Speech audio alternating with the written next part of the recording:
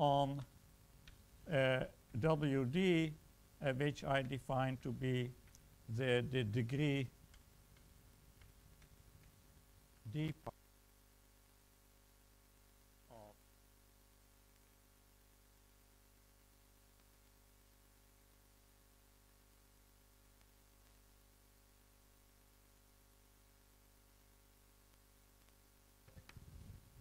okay. I write degree d here, but I mean homogeneous of degree d. So this would be a W2, and so the group acts on that, and by the principle we just had, it also acts on the polynomial rings on there. So G also acts on the polynomial ring in 3 variables, A, B, C. So by the way, these WDs, as D varies, you just get the standard irreducible representations of SL2.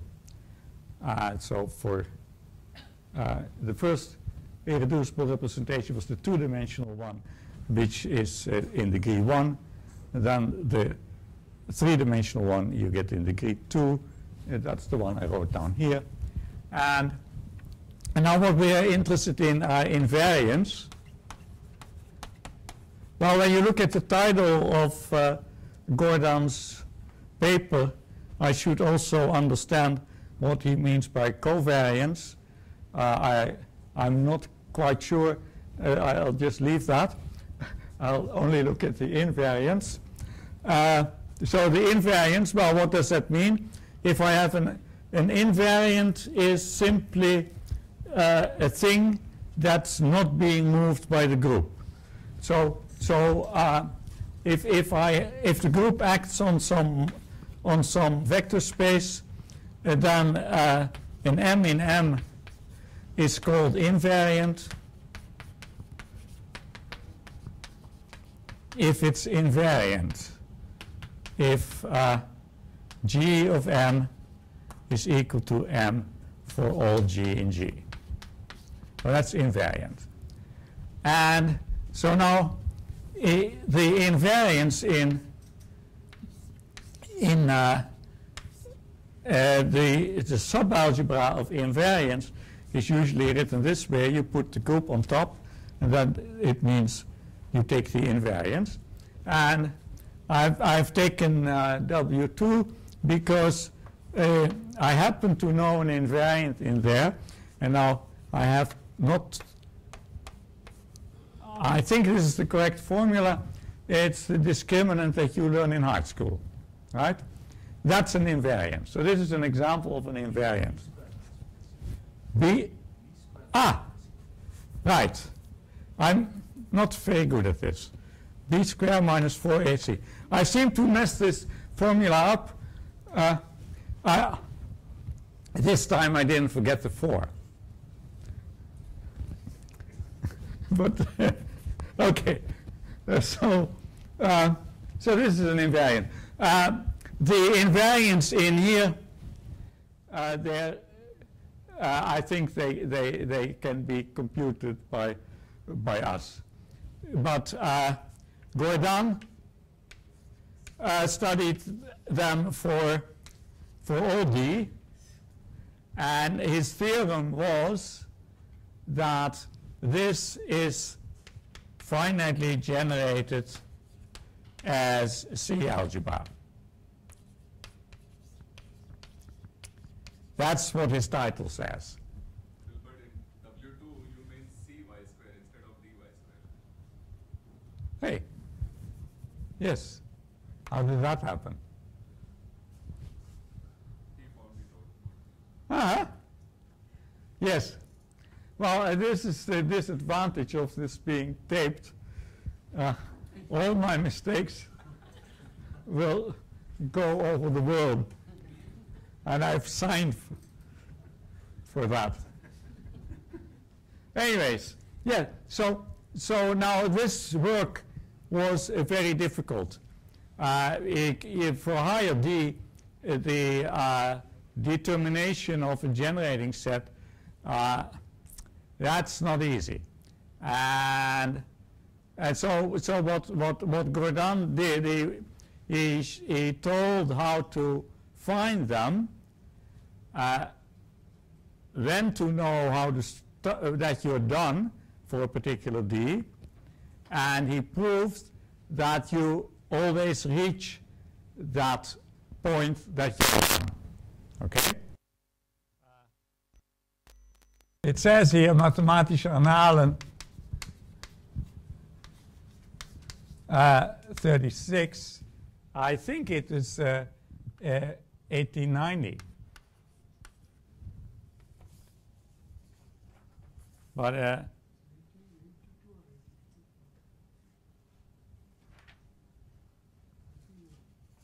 you think it's not that? You think it's earlier?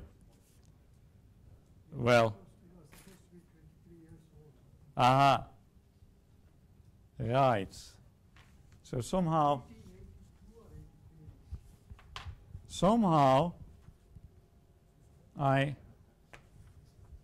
I lost the paper, which, okay, some date. Let's say or at least mathematische Annalen 36, then you can look it up. So he did case G is SLNC acting on V. V is, of course, finite dimensional. And again, the representation is of algebraic nature given by polynomials. And then the theorem was that then the ring of invariants is finitely generated over the complex numbers. But the method was very, very different from what Gordon had been doing. Namely, it was quite non-constructive. It was described as, this is not mathematics, this is theology. And some people claim it was Gordon who said that, but at least someone has said that. I mean, this is for sure. And so this is the paper in which he introduced things like, well, in which you find things like the Hilbert-Basis theorem, that if you have a Noetherian ring, you throw in an extra variable, it's again Noetherian. That's the kind of there are many things in that paper. This is an amazing paper. But okay, and what he used, he used one of the tools he used was the omega process of Cayley, and that's a certain differential operator which allows you to bring the degrees down, and so you can argue by induction. Now this is that's okay, of course. I mean, he gave a proof. Oh yeah, and later, no, he did not ignore the criticism that this was non-constructive. He said, yeah, I know that. And he worked later on getting things more constructive. However, that's not part of my story. I'm in the non-constructive flow of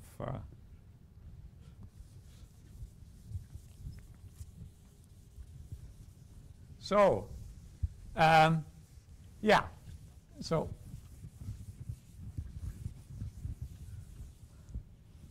now let's next we get Hurwitz.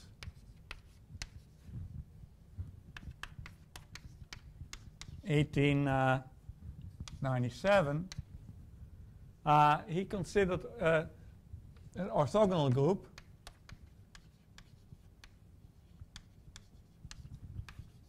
and let me call it K instead of G, just to emphasize it's not the same kind of animal as we've been looking at before. It's now not an algebraic group. It's the group of orthogonal matrices.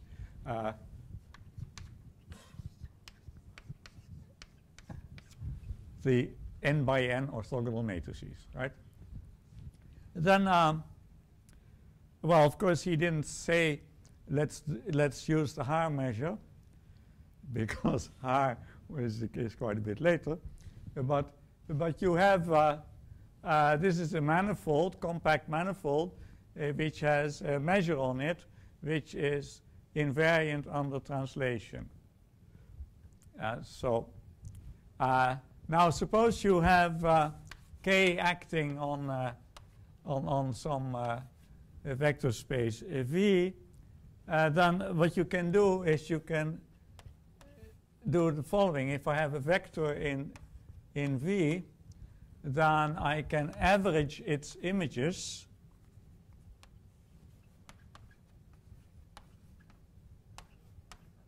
and divide that.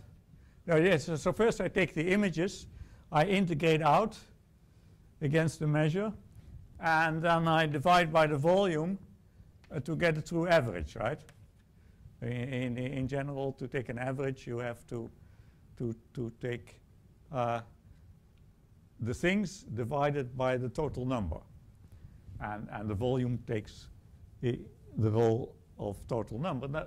Now this thing here is obviously going to lie in the invariance. Because, well, suppose I suppose I apply some element of the group to that. Well, so that would end up here. But I just told you that the measure is left invariant, so I might as well. And now if you give HK a new name, for instance K, then you're back at the old expression. So this is an invariant, and so this gives a what they called a Reynolds operator. So you have, of course, the invariants are always sitting inside the vector space, and a Reynolds operator, that's what they were called.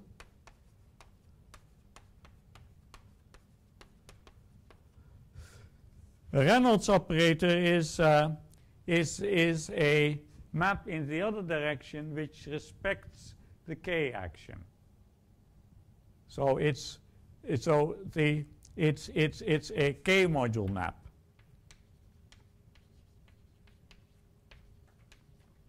So in other words, what this says is that the invariants form a direct summand of V. So V can be written as the invariance direct sum the kernel of Reynolds. And this is as modules with K action. Okay, now what is and so what Rubitz explained was that this can take the role of the omega process. So instead of the omega process having a Reynolds operator, you can push through Hilbert's arguments, and therefore we also have a finite generation theorem for orthogonal groups. So the finite generation theorem for orthogonal groups should, of course, start with a finite dimensional vector space on which the orthogonal group acts in a differentiable, continuous manner. I mean, just decent action, and then things go through. So that was Rubitz. Then we get an interesting step, that's Maurer.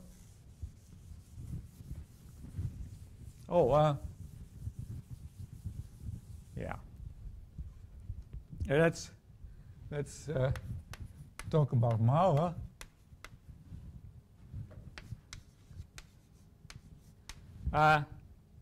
Maurer proved Weizenbach's theorem from the 1930s. I don't know, this is something very strange. Weizenbach had access to the paper of Maurer, but Maurer had published it in a very obscure place, so other people didn't have access to it, and they couldn't check that what Weizenbach was writing was actually true to Maurer, and so they just called it Weizenbach's theorem. This I learned from a very nice book of Borel about the history of Lie theory. Okay, so what's Maurer's theorem? Maurer's theorem is, well, let's take G be the what's called the additive group. And so it's a C with plus, yeah, as group operation. And let G act on V. Yeah, okay, algebraically.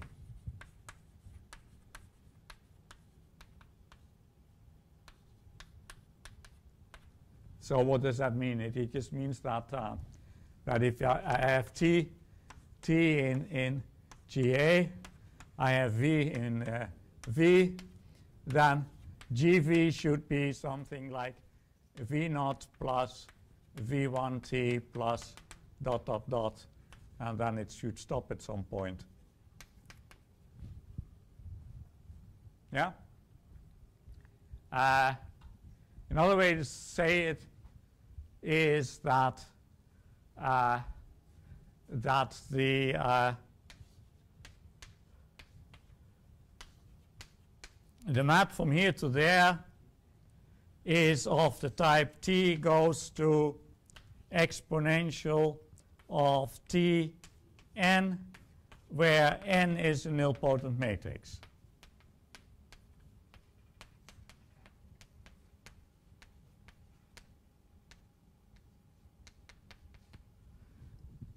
Anyway, so we have this algebraic action of G on V. Then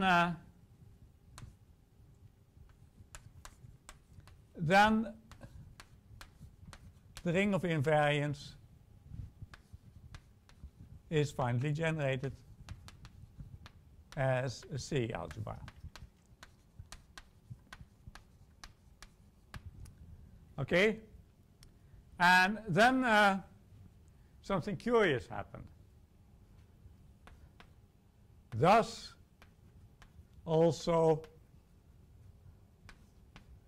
if you have an algebraic action of GA cross GA, because that's just taking invariance under the first copy and then under the second one. The thus is due to Maurer. Do not blame me. This, of course, is nonsense. Because that's not a polynomial ring. It's not of this algebra is not of the same type as that one. So how can you say by induction? You should not. Okay? Yeah. Okay, so Maurer thought that he now had it similar thing for any number of copies. And Hilbert knew that Maurer claimed that. So now Hilbert, when formulating his famous list of problems to work on in the 20th century, his 14th problem became a little over-optimistic. So Hilbert's 14th it went something like this. G, well, I don't know how he phrased it exactly, but let's say G algebraic, linear algebraic group over the complex numbers. So is some subgroup of GLN given by polynomial equations. And now acting on some polynomial ring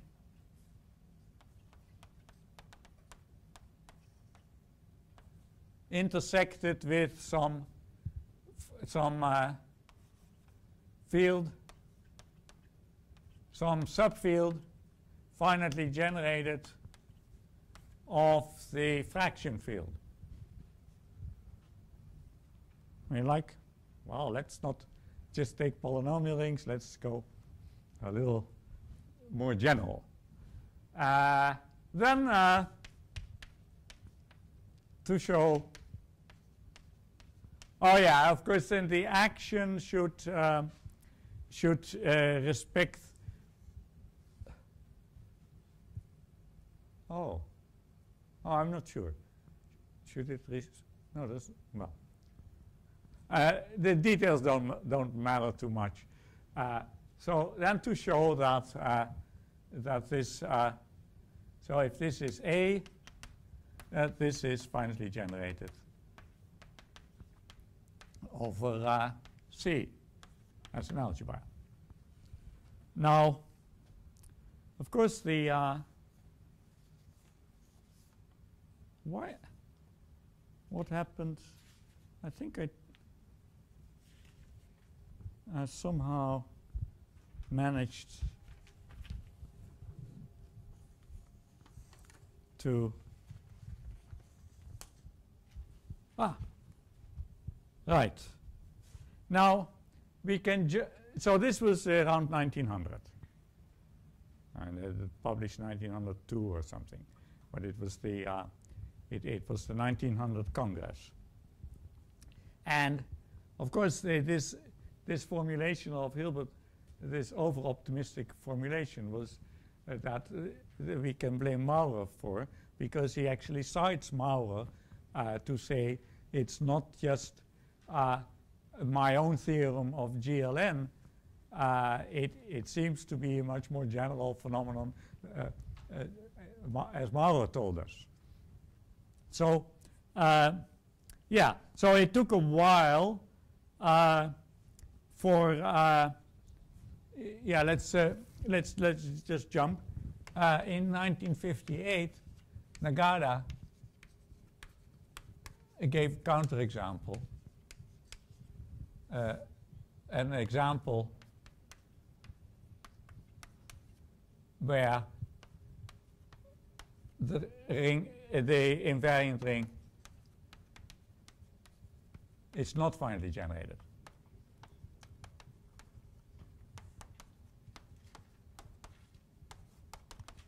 The example uses G 13 copies of direct products or direct sum, whatever way you want to look at it.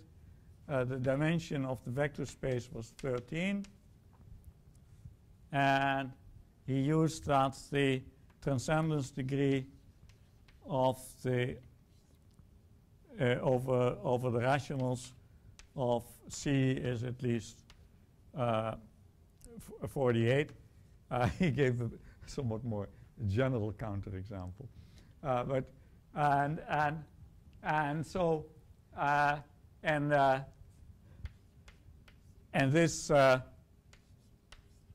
is not finally generated as an algebra. So what that means is that somewhere along the way, when you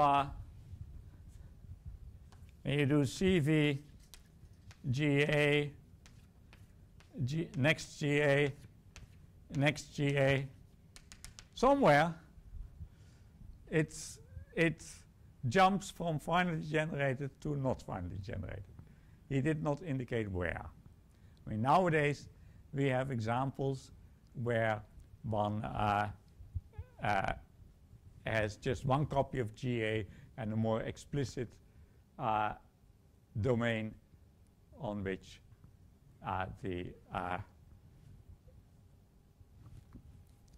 which is the counterexample. But it's all still pretty technical. So after the break, I will. Yeah. So this one is acting on V, and all the copies, the actions commute. So it's just a direct product of the GAs that act. So to investigate invariants, you can take invariants one copy at a time, and then if it's invariant under all copies, that's invariant under the full group. Yeah. So I think this is a good.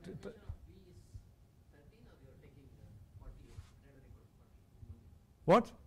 No, the proof uses that the transcendence degree.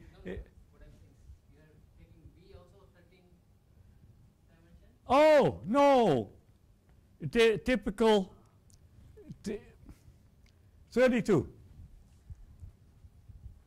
Yeah, no, of course, there are 3 numbers. These numbers have come down over the years.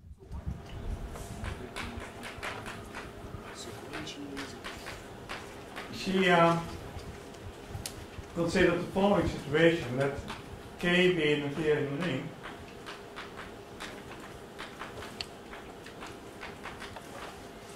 and A, a finitely generated K algebra, I mean commutative,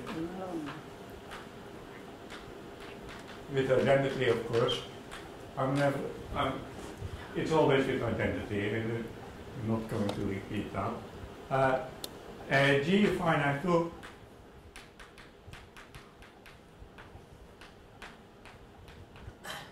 acting on the algebra. Of course, when you say a group acts on an algebra, it should act respecting the algebra structure. Yeah. Then she showed that that this is finitely generated as K algebra, and she did that by showing that A is integral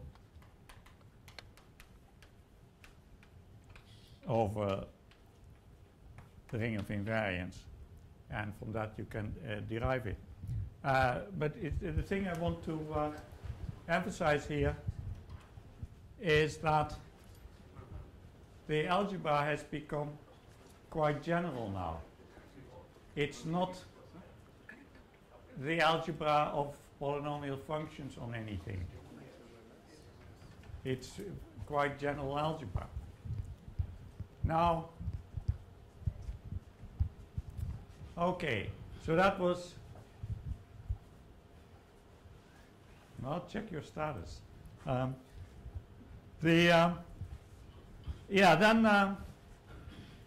next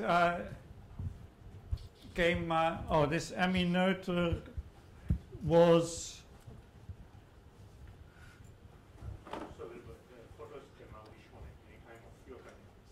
Right. So, Emmy, yeah, so, okay, so there was further development on finite generation of invariants. So by Negara, we already knew that you had to impose some conditions on the group. And Weil in his book showed that you could use Hurwitz's argument to deal with any reductive Lie group over the complex numbers by what's called Weyl's unitary trick. Namely, you take a maximal compact subgroup, you argue with the higher measure and the averaging and the Reynolds operator for that, and then you notice that the Lie algebra of your maximal compact subgroup spans the Lie algebra when you use complex numbers.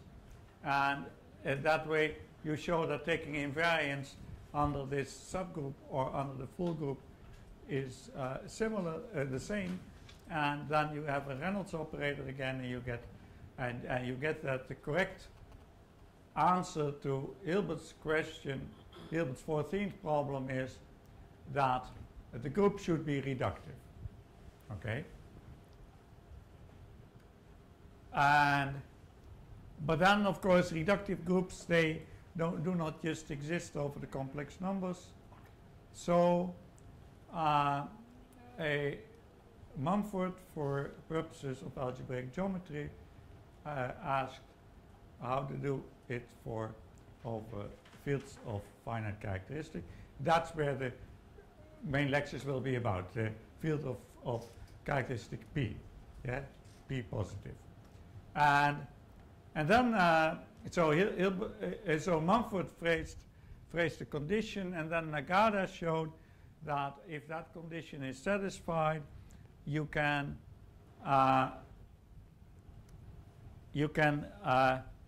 prove a finite generation property.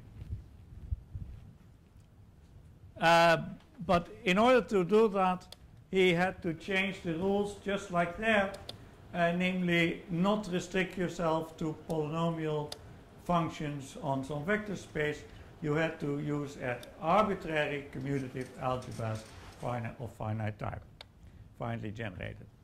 Therefore, I will feel free to cheat in a moment and give a very simple example of non-finite generation, which is with zero divisors. But now let's go to the picture. Jumping ahead a little bit, at some point after developments that I will talk about tomorrow, I suppose, it happened that I made a conjecture. Okay, that was about 10 years ago, and I tried to well, first I tried to prove it, of course, but when it became clear that, well, I wasn't very hopeful to succeed, you start asking people for help. So one person I asked for help was Eric Friedlander, because with Suslin he had solved a similar problem. So and Eric told me, no, I no longer think about that stuff. You should go and talk to Vincent Franjou. So at the International Congress in Madrid, I saw Vincent Franjou. And so I said, I got to talk to you. And he said, okay. And so we walked in the general area, and I started to explain to Vincent why I thought that he should be interested, and that Friedlander had told so. And then Martin Groyle of the Oberwolfach Institute asked, you look like working mathematicians. Can I make a picture of you for the picture collection of the Oberwolfach Institute? And so please show the picture.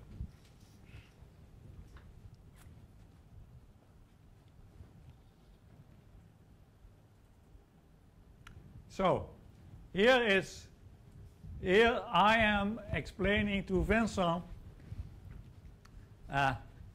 what he should be interested in. Yeah, that's me. That's Vincent. And Vincent said, Wilbert, this is great. I don't think I can do this. But I have this very smart student, and I was wondering what problem to give to him. And your problem is great, because, well, it looks too difficult, but you can prove things going in that general direction. There are lots of unknown things along the way. So I will give this to my student. By the way, he's called Antoine Touzé. Please, next picture.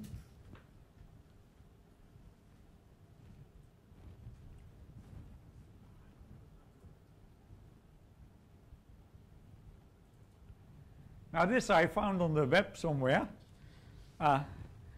Antoine Touzé was not thinking about my conjecture at this point.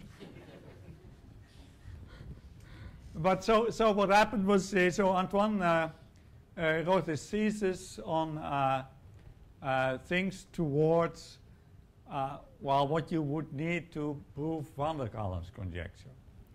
And then but of course, instead of solving it in the thesis, one of the crucial things in the thesis is yet another conjecture. Okay, but so the thesis had to be handed into the administration at some point, so it was typed and it could no longer be touched, and so he had a fortnight between not being able to touch the thesis and the thesis defense. And so I got this mail. I think I've solved it. So he solved it between handing in his thesis and defending his thesis. And so I had been invited to come over for the thesis defense, and the thing that really amused me a lot was that one of the people of the committee asked, "Is it true that you have proved van der Kallen's conjecture?" And Antoine said, "Yeah, that's true, but today the subject is my thesis." Okay, so that was the pictures. So now, what I would like to do is I would like to give what I consider a ridiculously simple example of non-finite generation, showing why you really need reductive groups. And so which is the standard example of a non-reductive group? It's GA. Now, we know from Weizenbach's theorem, as it's called, this theorem of Maurer's, that I shouldn't try a polynomial ring to get. But what shall I do? Well, I just take polynomial ring in 3 variables, but with domains, this subject is way too difficult. You need experts. So I factor out x times z. So x times z is 0. And if I have a t in GA, I let it act as follows. X goes to x. That's not too difficult. Y goes to y plus tx. And z goes to z. Claim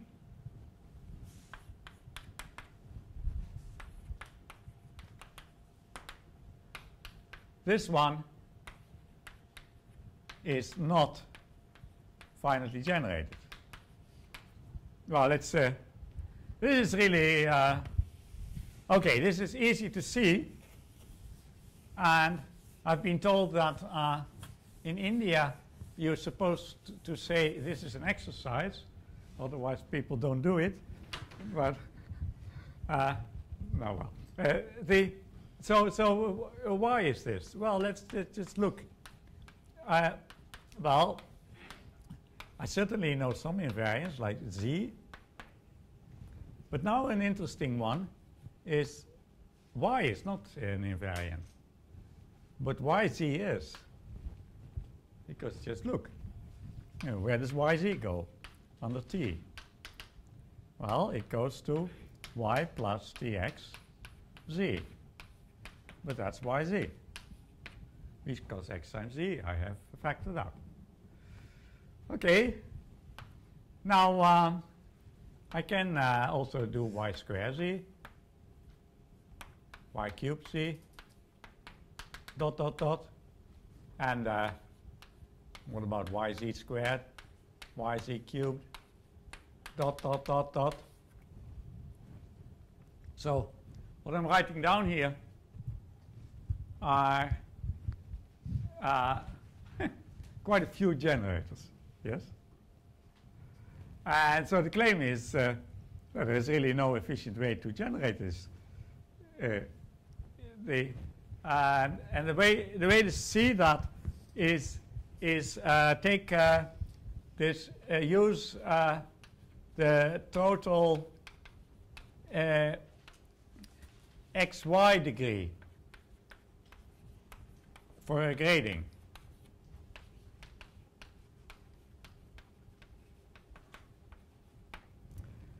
Well, you see, when you have a graded ring on which a group acts respecting the grading, and you take the ring of invariance, then you may as well do that degree by degree. And if the thing were finitely generated, then you could take those finitely many generators, each decompose them into a homogeneous part, still have finitely many generators. So you may assume the generators are homogeneous. So let's do everything homogeneous. And so now what's in degree 0?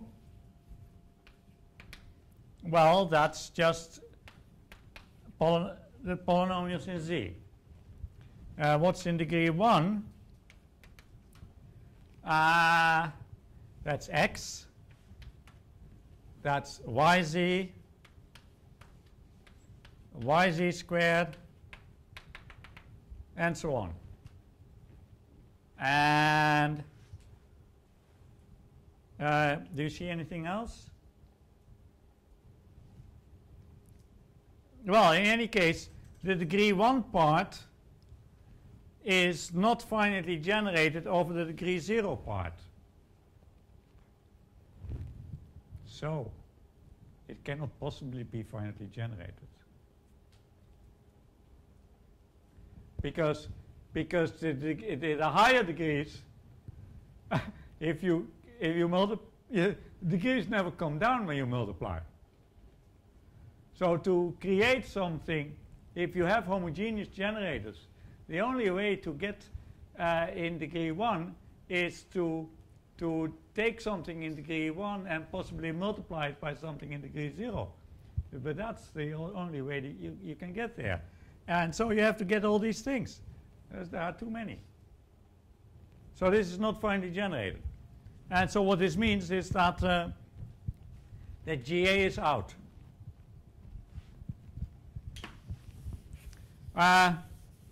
That means that any nilpotent algebraic group is out, because if I have a unipotent radical of some algebraic Lie group,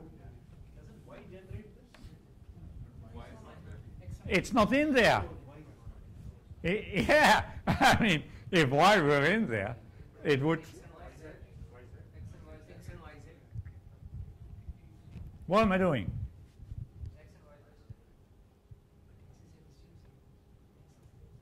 Whoops.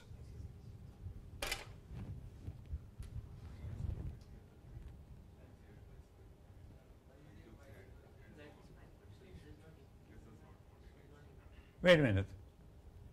Am I doing it wrong? I'm sure it's not finitely generated, but maybe my argument is wrong.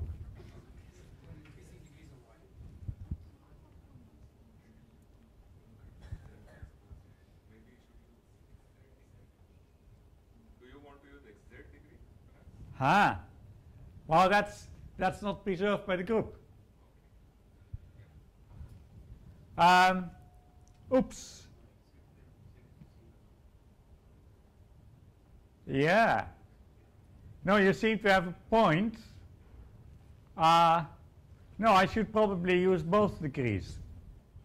I should have 2 degrees. There's total x, y degree and also the z degree. And I should, yeah, so I should make a picture.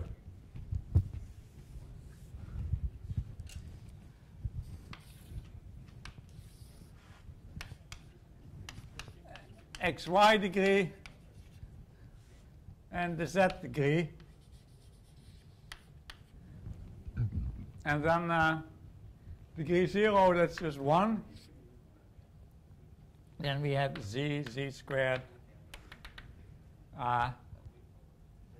Here we have x.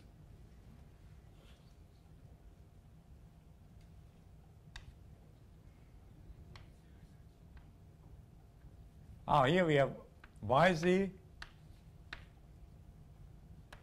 squared.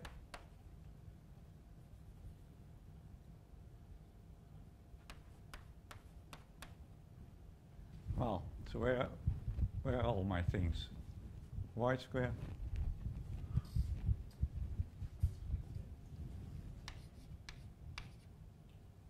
No, here.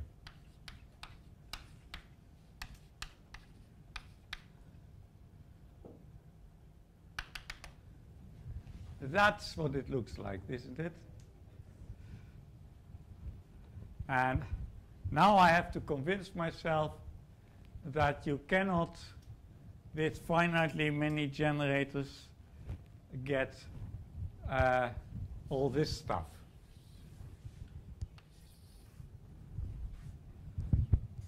Because how to get there? Well, this won't help.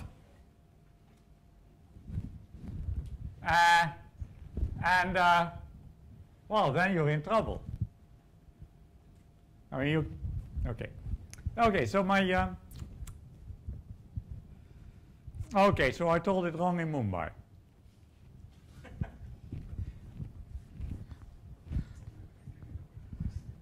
So, yeah, so let me very quickly say that following Popov showed that from Negara's example, you can derive that reductivity is necessary. Here's roughly his argument. He says, well, if you have a unipotent radical, you can always map it onto GA. So if you have a non-finite generation example for GA, you have one for the unipotent radical. And so if in general you have a group, yeah, so suppose this is not 1, right? So if you have a group which is not reductive, it means it has a non-trivial unipotent radical, and then you write it as a semi-direct product with the unipotent radical. And then there is is something called the transfer principle, which says that that the invariance under the radical is the same as the invariance under the functions on the full group, where you factor out the radical action and also once the group action. Where here the group acts by right translation, say, and this one by left translation, and this one in the given way. And so what it says is that now you get an example of an algebra over the which has where the ring of invariants is not finally generated because it's this one, where it was an example.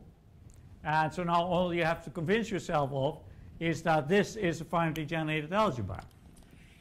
Now therefore that's where you use this decomposition. Excuse me, let's say this F over GR. Where? This is the unipotent radical. I'm taking an algebra. I take an algebra which is bad for the unipotent radical. And then I say I construct an example for the full group from it. Namely, I take my bad example, then I tensor it with the coordinate ring of the group. Then I factor out the radical but acting double diagonally. And so this is called the transfer principle. It goes back to the 19th century according to Borel. And so the statement is that if you have an example for the unipotent radical, you have an example for the group. And the only thing the only thing that's not formal here is the fact that this thing is a finitely generated algebra. That's where you use the fact that the Levy subgroup exists, because that means that over here you can sort of so you can rewrite this as A tensor CL G. So anyway, so the G is acting on A, or are you G is acting on A? G is acting trivially on A. G is acting trivially on A. Yeah. So it's acting from the right on this.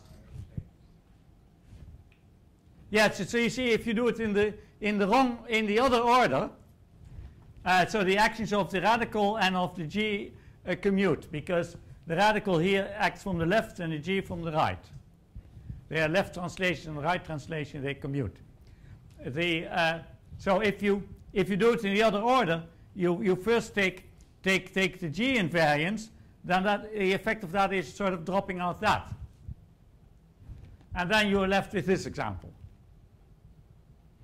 But the transfer principle is to read it the other way, and first taking invariance under this, and then say, aha, I have an example for the full group. But A is a bad example for RUG, where RUG is acting but G may not act. G does not act, it acts trivially. Yeah, so the principle is, the transfer principle is a bad example for a subgroup gives rise to a bad example for the full group, provided that the coset space is affine, as they say. And in this case, the coset space is the Levy subgroup, and we don't have to worry about it. So yeah, time is up. But to take an example of where such an argument would not work is if you take the group of these matrices.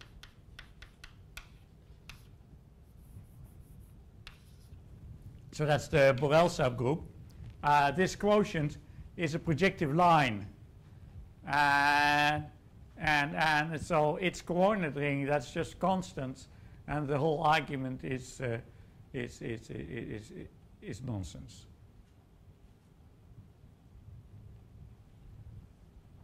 The argument only works if you have if you have at least on the level of varieties a section of the quotient map.